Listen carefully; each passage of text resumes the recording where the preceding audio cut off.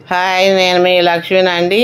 ఈరోజు మన వీడియోలో ఈ దేవి నవరాత్రుల్లో అమ్మవారికి చాలా చాలా ఇష్టమైన ఈ కొబ్బరి అన్నం ప్రసాదంగా తయారు విధానం చూద్దాం.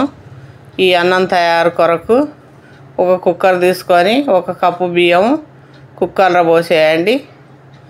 పోసి వాటర్ పోసి ఇది 2 సార్లు బాగా కడగండి.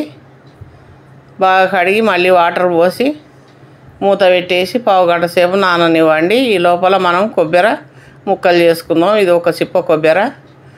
ఇవి మిక్సర్లో వేసి వాటర్ పోసుకుంటూ మెత్తగా రుబ్బండి. ఇలా మెత్తగా రుబ్బి ఒక జల్లెడ గంట తీసుకొని ఇలా పాలు తీయండి. మరొకసారి అవసరమైతే రుబ్బుకొని ఇలా పాలు తీసుకోండి. ఈ కుక్కర్లో ఉన్న బియ్యంలో ఉన్న నీళ్ళన్నీ తీసేసి ఈ పాలు 1 కప్పు బియ్యానికి 2 కప్పుల పాలు పోయండి. గిన్నెలో వండుకుంటే 2.5 కప్పులు పోసుకోండి. కుక్కర్లో అయితే 2 కప్పులు అన్నం మంచిగా అవుతుంది. పోసి దీనికి కొంచెం సాల్ట్ వేసి 1 స్పూను నెయ్యి వేయండి. వేసి ఇది మూత పెట్టేసి పొయ్యి మీద పెట్టి 3 విజిల్లు వచ్చే వరకు ఉడికియండి. 3 విజిల్లు వచ్చింది. అన్నం అయిపోయిందేమో చూద్దాం. చూడండి, అన్నం బాగా పొడి పొడిగా అయిపోయింది. ఇది ఒక గిన్నెలో తీసుకుందాం. ఇలా అన్నం అంతా తీసి ఇది పక్కన పెట్టేసి పొయ్యి మీద ఒక ప్యాన్ పెట్టి 2-3 స్పూన్ల నెయ్యి వేయండి. 1 స్పూను శనగపప్పు, 1 స్పూను మినపపప్పు, 1/2 స్పూను ఆవాలు, 1/2 స్పూను జీలకర్ర, జీడిపప్పులు, కచ్చపచ్చగా దంచుకున్న మిరియాలు వేయండి. వేసి ఇది కొంచెం వేయించండి.